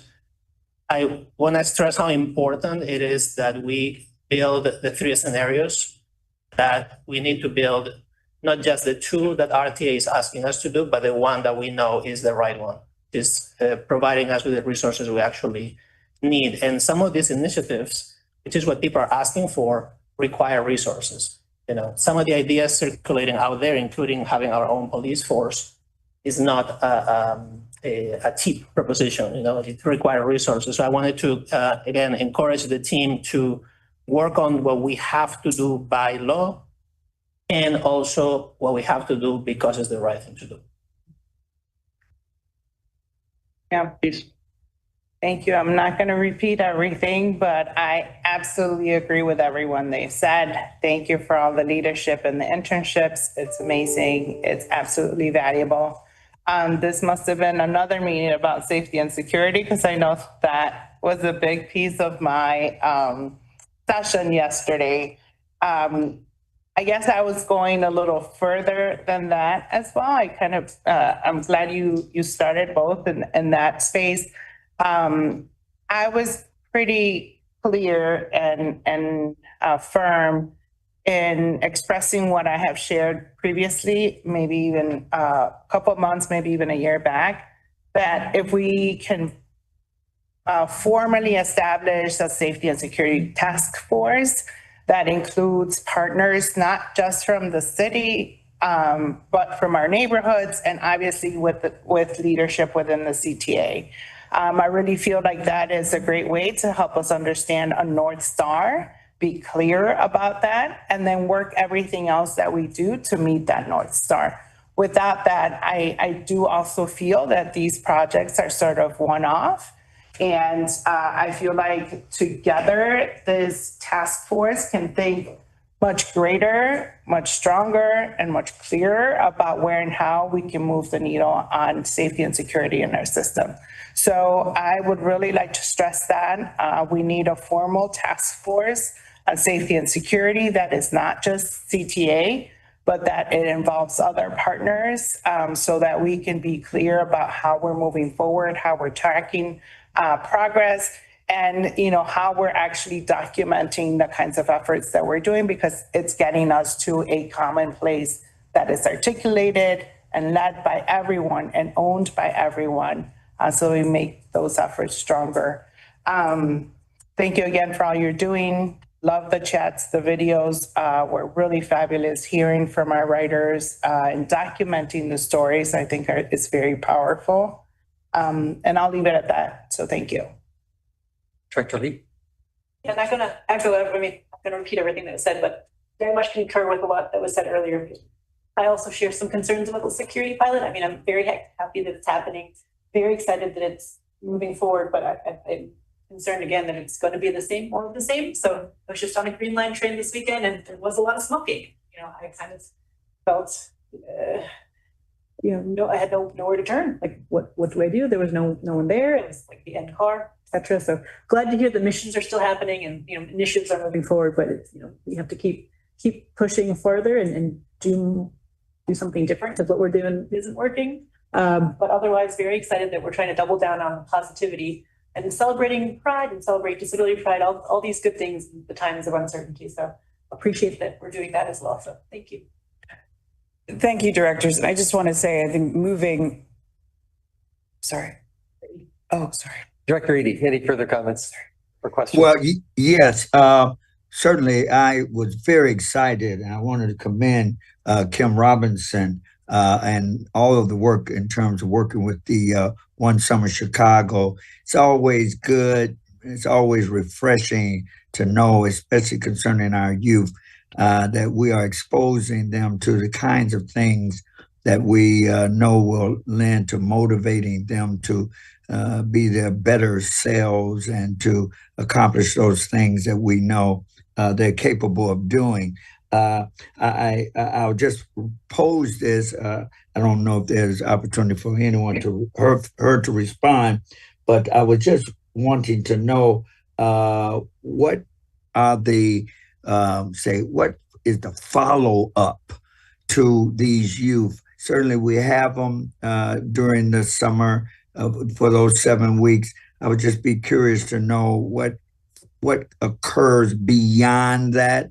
in terms of, is there any continued connection? I did hear one of the interns state that they were there for the third year, so I was glad to hear that. So I was just wondering to know what happens beyond any one of these youth when they have their experience during the summer months. But also always good to hear and see the responses from writers. It's always important that we're hearing firsthand from them in light of what this CTA service means, what it represents, and how it continues to service them. So just commend for that to continue, and just think it is the right direction to go, hearing directly from the people. But I did raise up something concerning the CTA security focused services during the briefing, and it was shared, and we understand the pilot and what is being evaluated here. But I think there was a reference made, or at least comments given about, I believe it was Los Angeles, in terms of how they approached it. And if this is a direction that we're considering to go, and I know that's what this pilot is all about, to kind of explore that. But I do think that there needs to be some very serious dialogue with those that are doing it. I'm talking about system-wide, and getting input from them, recommendations, lessons learned, all of that. So I just would want to encourage that to be further explored as we are moving in that direction. So I think that pretty much, because others have said so much in terms of the other areas, but those were some of the things that I wanted to raise. Thank you, Director. I'll let Kim answer your comment and question about One Summer. Yes, thank you, Director Eady. We do have informal communications, but not a set curriculum where we further engage after One Summer Chicago. What usually happens is our interns are still connected with their mentors for recommendations for college, recommendations for scholarship, recommendations or referrals for positions. So they stay engaged, but more in an informal setting where they still continue to communicate. And as you noted, we do have various interns that return every year because they have created that network and camaraderie with the mentors that we have here. So not formal, but still communication, more specifically with recommendations and referrals for scholarships, other opportunities, and for job positions. Thank you very much, Kim. You're doing a phenomenal job. Thank you. Thank you, Kim. And thank you, Director, for your feedback as well. I'll take your last comment first in terms of talking with other agencies about their ambassador non-law enforcement resource programs. And that's been underway for many years and will continue as we shape this and get feedback. As I've mentioned, this has been a topic that's been come up for a long time, and we've partnered with agencies to hear how their programs are doing, and that will continue to inform what we're doing. And I just want to thank all the directors for their feedback. I think this is a testament to the value of advancing concepts, that we start to see really concrete, actionable feedback from you that's shared amongst you. And I hear you in terms of keeping this clear in terms of a North Star and where this sits in a larger vision, making sure it's clear what's different. Security gets talked about a lot and with a lot of different terminology.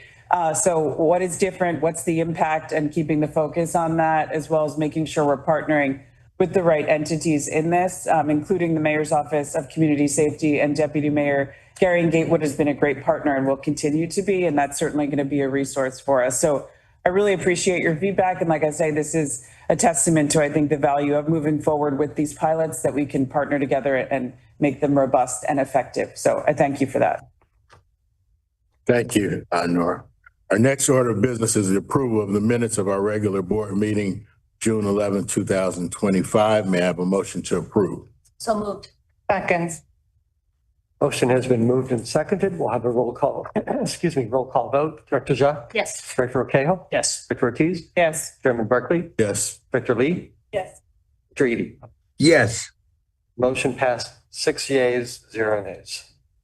Our next item on the agenda is executive session. Kent, it's my understanding that today we do have an executive session. Yes, we do, Chairman. Pursuant to the Illinois Open Meetings Act, 5 ILCS 120 subsections 2C 11 and 21. I will now entertain a motion to recess to executive session for the reasons stated by counsel. So moved. Second. Motion to move into executive session has been moved and seconded. We'll have a roll call vote. Director Ja? Yes. Director Roquejo? Yes. Director Ortiz? Yes. Chairman Barkley? Yes. Director Lee? Yes. Director Eady? Yes. The motion passes.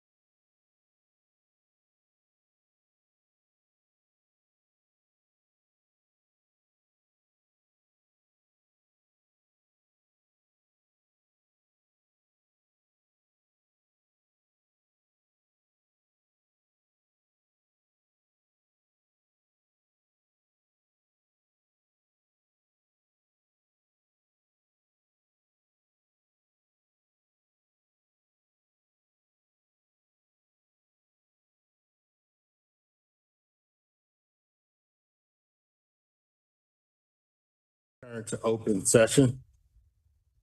So moved. Motion seconded. Second. The motion to return to open session has been moved and seconded. I have a roll call vote. Director Ja? Yes. Director Cahill? Yes. Director Ortiz? Yes. Chairman Barkley? Yes. Director Lee? Director Eady? Yes. Motion passes.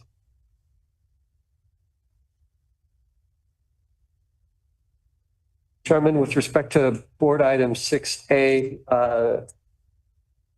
5A. 5A, the board reviewed closed session meeting minutes for June 11th, 2025. May I please have a motion to approve the closed session minutes for June 11, 2025? So moved. Second. The motion to approve the minutes has been moved and seconded. Director Ja? Yes. Director Cahill? Yes. Ortiz? Yes. Chairman Barkley? Yes. Director Lee? Yes. Director Eady? Yes. The motion to approve the closed session meeting minutes has been approved. We will now address board agenda item 6, board matters. Kent, do we have any board matters today? Chairman, there are no board matters today. Next order of business is a report from the Committee on Finance, Audit, and Budget. Director Lee. Sure. The committee met earlier this morning and approved the June 11th, 2025 committee minutes and reviewed the finance report. The committee also reviewed 4 ordinances.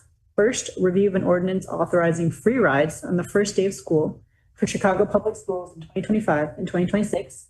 Second, review of an ordinance authorizing a co-promotional agreement with the City of Chicago Department of Fleet and Facility Management. Third, review of an ordinance authorizing modification of parking fees for park and ride and under L parking locations.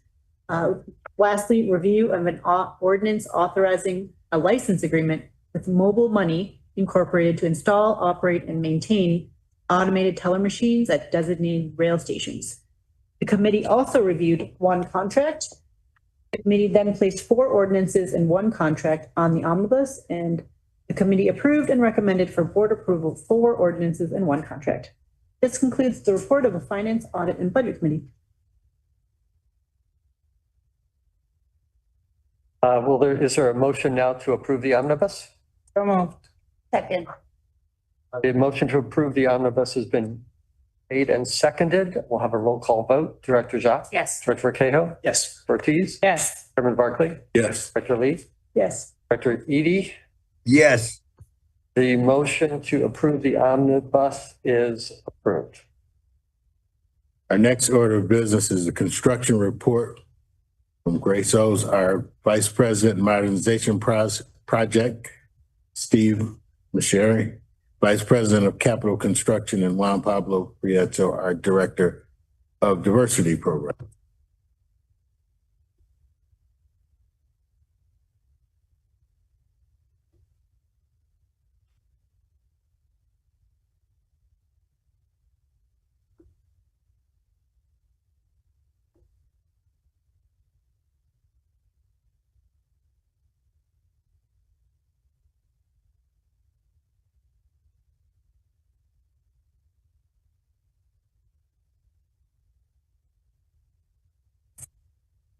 Morning, Board of Directors. My name is Stephen Masheri, Vice President of Capital Construction. We're in the core portion of the program of basically everything besides RLE and RPM. Hi, good morning. My name is Grace O's. I'm the Vice President of RPM Construction. Good afternoon, Juan Pablo Prieto, Director of Diversity Programs. And we'll be presenting the board presentation for today.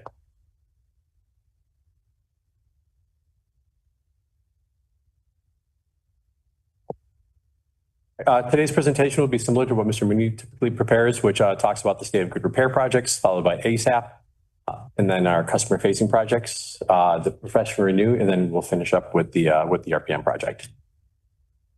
First project is our Barry, Damon, and Canal projects. We are currently in the final stages of getting our Damon substation, which is right by on the blue line, where we're doing kind of our final testing of the Damon substation, where we test every piece of equipment to make sure that it's functioning properly. And also in the event that we have an anomaly in the system, that it what we call fails safely, so that it fails safely, so that the the system's able to function properly and also be maintained properly. So we have any disruption to the system is minimized. We do this with both the transformers and the rectifiers inside the substation. As you can see, each piece of equipment is isolated, so they kind of work independently and then also integrated as well. So it can work safely and reliably. Here, what we have is we're putting down a traffic coding, which seems somewhat nominally, but we actually do this work to elongate the life of the equipment.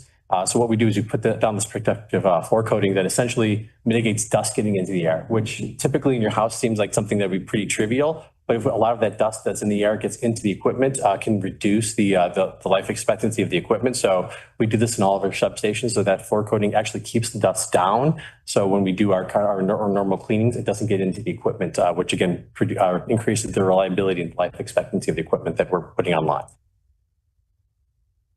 Next photo here is the Barry substation. So Barry is right by the Belmont Blue Line station. When we built this substation, it's up at street level, but actually connects into the right by the crossover, which is in the subway. So what we do here is we're actually putting in an extensive sub pump and waterproofing infrastructure, so that in case you have a water event in the subway, that it protects the equipment, which is up at the street level.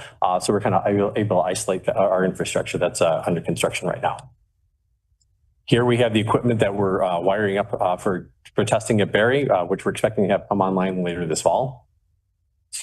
And this is the Canal tie house, which is currently online, but we're now kind of in the point of putting on belts and suspenders. So we've actually put a drip pan above the tie house. So actually kind of in case we have any water infiltration coming through the subway, that drip pan actually protects us another layer of protection above the tie house around it.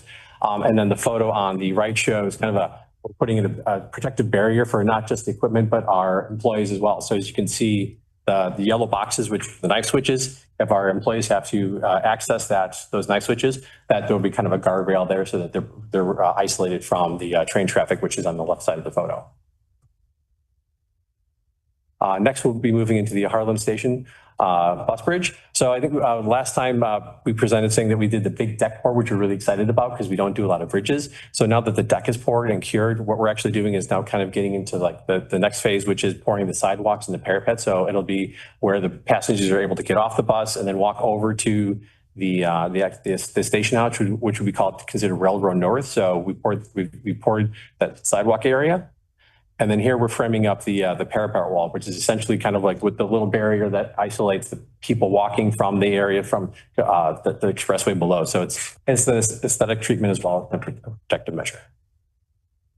Here we have a photo of the bus driver bathroom. Previously, we kind of had a small prefabbed bathroom that we've removed. We're actually building something that's a bit more robust for our bus drivers. So it will be both protected from the weather as well as the cold. So the bus drivers will have a more comfortable experience between their runs. And we'll be having this bridge open later in the summer.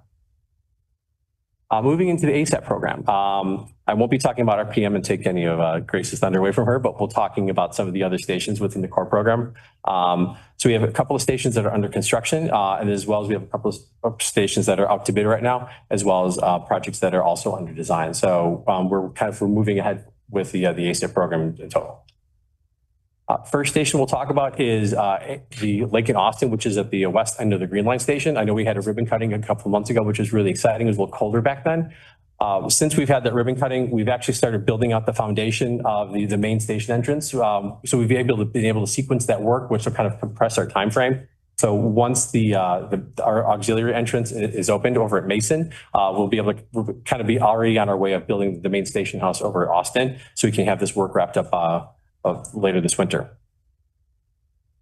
Photo here is showing kind of the new station house, or the enclosure over at the Mason end, that were glasses going in and that enclosure is being finalized. We're expecting to have that open in the very near future, that we're really excited to have. This is a photo of the inside of the station house over at Mason. It used to be a storage unit and also used for telecom equipment that we've had relocated, and we're actually able to use it as a alternate means of egress. So while we're working on the main entrance at Austin, we're able to keep the station open by using that Mason entrance. This is a photo looking out of the Mason entrance, kind of onto the street, which will be completely paved once that entrance is ready to be open. Here, workers are working on putting on the new roof. This is kind of one of those unique photos that kind of shows where we're building new infrastructure to old infrastructure. On the right side of the photograph shows kind of that little bit of concrete. That's like a retaining wall that's over 100 years old. It's something that's really important to us when I say kind of putting new to old. We want to make sure that we have kind of a seamless transition to make sure that those integrate well so that you don't have water issues, you don't have any settlement differentials. So we make sure that that work is done properly. Moving on over to Racine. Work is progressing along very well here. I think we've shown photos previously about the concrete panels that we've been installing. We basically finished the panels that kind of run parallel to the tracks. Now we're working on the waterfall slide for the stairwell, and then we're also going to be finalizing also those concrete panels as well. On the interior, all the structural visualization tile has been installed. We're installing doors and finishes, so we're expecting to have this work wrapped up late summer, early fall to have the station open for an accessible entrance. Down at the canopy level, all the painting work has been done. And we've also been installing these purlins. So those metal beams that you see kind of in the middle will be supporting the translucent canopy panel that we use at some of our other newer stations as well. So those will also be going up in time for the station opening. This photo here, at the last board report, we talked about this is a big one for us working with ComEd, where we have to work with building these receiving pits for new power and new utilities that go into the station. Sometimes if you think about just kind of a little duct package or a conduit that has to go under the expressway, it's not too significant. But you can see here, the people inside of this receiving pit just kind of gives you the scale of what the level of involvement that's required to build these large pits and the large structures to kind of drill those bore shots on the expressway. And here you can see as you come out of those that vault, it's running the electrical conduits back down to the ComEd main feed. This is a shot of inside the Morgan substation. We're actually it's coming together with stairs going from the first level up to the second floor. And here we're starting to do on the second floor. We're starting to do electrical trim out. So as we're finalizing the build out of the substation, we're actually going to be in the coming months we'll be starting to see transformer equipment come in and start to have the equipment commissioned and get the substation online next year, which we're really excited about. And this is an exterior of the Morgan substation again with those concrete panels that you'll sister up with the Racine station. So Morgan and the Racine station, while they're both near each other geographically, also kind of have a harmonious look to them with the finishes on the exterior. Next is Western Brown Line Station. While we're doing a lot of the aesthetic work, we've also, as we're peeling some things back, we found some pretty extensive structural work that we've had to do some repairs on. Where here you're looking from inside the station up where some of the steel was kind of covered up since the station was built in the 1940s. We saw some extensive degradation that we needed to also take care of. That's also going to be part of the project. That's able to kind of keep us on time and on budget. But we've been working with our wet shops and maintenance crew to ensure that we're able to get that work done quickly. At the same time, we're also doing a lot of work on the exterior of the station with tuck pointing. If anyone knows in that area, it's pretty much, there's a lot of work happening with CDOT, there's a lot of streetscape working happening. So as we're trying to coordinate all of that work at the same time, it's a really busy place. But we're really excited to have this work kind of done late end of the year, early next year. This is a photo of we had to rebuild the temporary bus canopy roof just before we demolish it, which we'll be doing later in the summer. Refresh and renew of the 28 stations we currently have planned. We have 13 of them been completed by our maintenance group. And then with the bus turnaround program, five of the 14 planned have been completed. So we're kind of full speed ahead on those as well. Damon Pink Line Station showing some befores and afters here with new lighting and painting and also relocating of the trash bins. Inside the station, we've retrofitted the stations with high performance LED lights for a brighter area feel and also removed miscellaneous debris. And then on the exterior, the photo on the left, you can see we were able to remove some graffiti, put some plantings in, and also replace some of the lighting as well. Up at the platform level, we were able to do some painting, various repairs, and install some high efficiency LED light fixtures. Garfield Red, we did some work here, not just within the station, but also from the total customer experience. So The canopy replacement that people sit outside for waiting for the bus, we actually do a full replacement of that with not just the corrugated metal, but also lighting as well. And then inside the station, similar, we did a full paint job with new high efficient LED light fixtures. And then inside the station, every painted surface that we had, we were able to do repainting as well. With that, I'll turn it over to Grace for RPM. Hi, honored to be here today, especially because we're on the verge of opening our 4 new stations for RPM. So long road to get here. I know that Bill's been keeping you guys updated. So I hope to give you a preview of those stations and the work we've accomplished.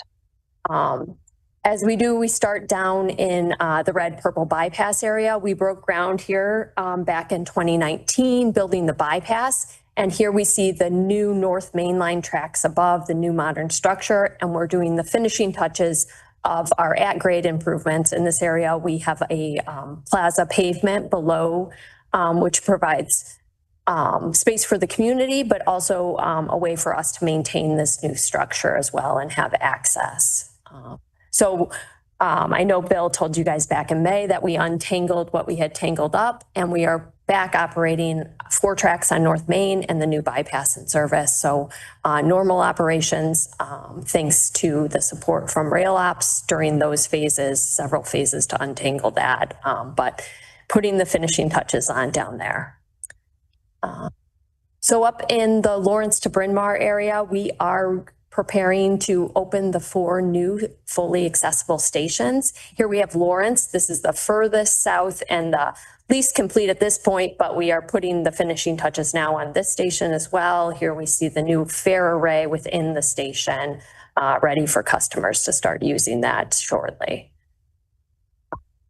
Another photo here of Berwyn. We're getting ready. The granite's getting cleaned up. We've got new granite, new elevators and escalators in each of these stations, and new digital signs as well to help inform customers. Exterior to Berwyn, we see some of the more dramatic architectural features. Berwyn fits within that community that it's placed in, as do all of these stations. Take context from the community within the stations are built.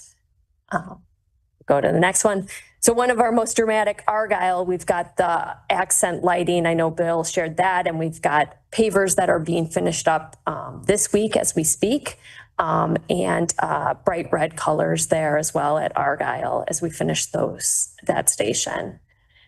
And then finally, Bryn Mawr. Here we see the new wider platforms. We still have the barrier up at this point. We just took it down a few days ago that separated us from the in-service track. And we see the newly built track, which will begin operations when the stations open as well. So track complete. We put a test train and powered up at the end of June. And we've powered back up, and we're doing familiarization with operators and making sure that everyone's ready for this new operation on July 20th. So just reflecting back at where we started, these were the stations back in 2019 when we started the RPM Phase 1 design build project, and photos of the stations today as they near completion. These photos are probably couple weeks old, but we are even further along with most of the streetscape done and the station's really getting the finishing touches to open. Slide. And again, these are stations that fit within the context of the neighborhood. We can see on Bryn Mawr, actually, we salvaged the historic pilars there and reinstalled those as well. And so some elements were able to be reused in the new station to try to, remember where we came from. So getting the word out about these station openings, we're out at pop-up events in the community, letting people know the stations are opening. We've posted signage in all of the open stations, letting them know that new stations will open and are ready for customers on July 20th. I will turn it over to Juan Pablo. Thanks, Grace. I'll be providing you with an update on RPM numbers through May and our DVE and workforce outreach activities for the month of June. As of May 31st, 122 unique DVEs have been awarded over $298 million between the design and construction packages on RPM Phase 1. 55 of those firms are new to CTA. DBEs have been paid more than $245 million to date, which puts Walsh Floors attainment at 20.81% of their 20% goal. On the workforce side, as of the end of May, over 2,800 unique individuals have worked over 2.5 million labor hours and earned over $151 million to date. Walsh Floor is on track to meet their workforce goals, and these goals represent over 1,000 unique workers that have had an opportunity to either start or continue their career in the building trades. Next slide. In June, we hosted and attended a number of events to inform small businesses and residents about contracting and career opportunities on our projects. On June 12th, we hosted our Building Small Businesses orientation. There were over 50 attendees at the JLM Abundant Life Center. These attendees learned how to access capital, gain back office support, and gain assistance with procurement opportunities. Since 2019, BSB has assisted over 40 firms in accessing over $18 million in capital and provided almost 500 small businesses with access to its services. On June 18th, we hosted a Meet the Contractor event for our supply chain contract with NAPA. During this event, we welcomed 8 exhibitors. These were DBEs, and then 35 attendees that included CTA staff that purchased supplies through the NAPA contract. So this is a little bit in reverse of what we usually do. We usually have the prime presenting to DBEs about opportunities. Here we had DBEs presenting their products to the prime and the using groups to see if we were interested in adding those to our NAPA contract. The NAPA, also the prime, also presented on how to become a vendor with them so that the DBE suppliers could get registered with them and start providing quotes. And then lastly, on June 26th, we attended the CHA's 3rd annual Construction Trades and Apprentice Hands-On Expo. Our team highlighted ongoing efforts to connect the over 170 attendees to CTA construction-related opportunities, training, and small business opportunities with CTA contractors on ongoing and upcoming projects. Slide. We'll continue to bring you our activities and our work to advocate, certify, and invest in DBEs, SBs, and career seekers. That concludes our report. We're happy to answer any questions. Thank you. Thank you. So we're excited about those 4 stations opening up, and I'm sure the public is also. So thank you for the work there. Good. I'll leave it open to any other board members. No questions. Thank you. Yeah, congratulations. I used those stations for 14 years, 15 years. That was my neighborhood. Okay. It was so difficult to navigate. So congrats on that.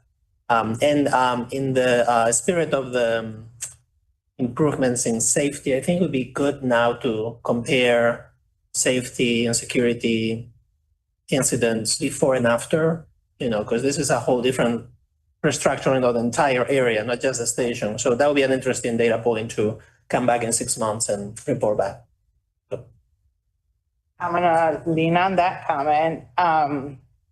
My design aspect kicked in when I saw the platforms, and I just keep thinking about how can we continue to make our stations safer, especially as we've seen more and more fatalities from people on the tracks that have been fatal.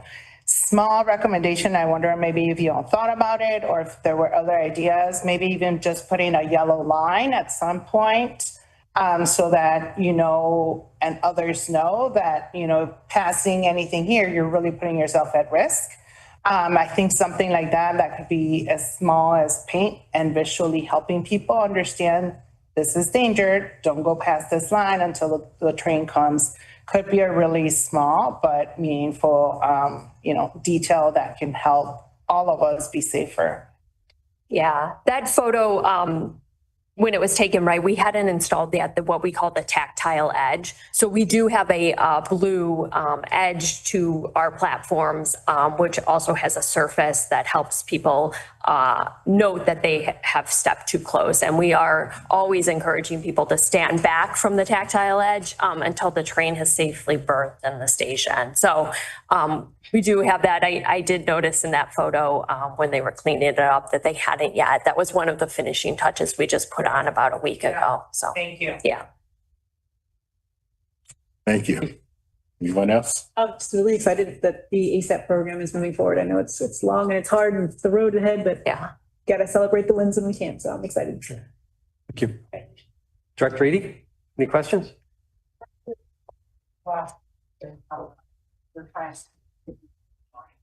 Okay, thank you. There are no other questions, Chair. Thank you. Okay. Final order of business is new business. Kent, is there any new business today? No, there is no new business today. Since there's no further business to come before the board, may I have a motion to adjourn the Chicago Transit Board meeting of July 9th, 2025? So moved. Second. Motion to adjourn has been moved and seconded. I'll have a roll call vote. Director Ja? Yes. Director Cahill? Yes. Director Ortiz? Yes. Chairman Barkley? Yes. Director Lee? Yes. Director Eady, you back on? Regardless, the motion passes. We're adjourned. Thank you.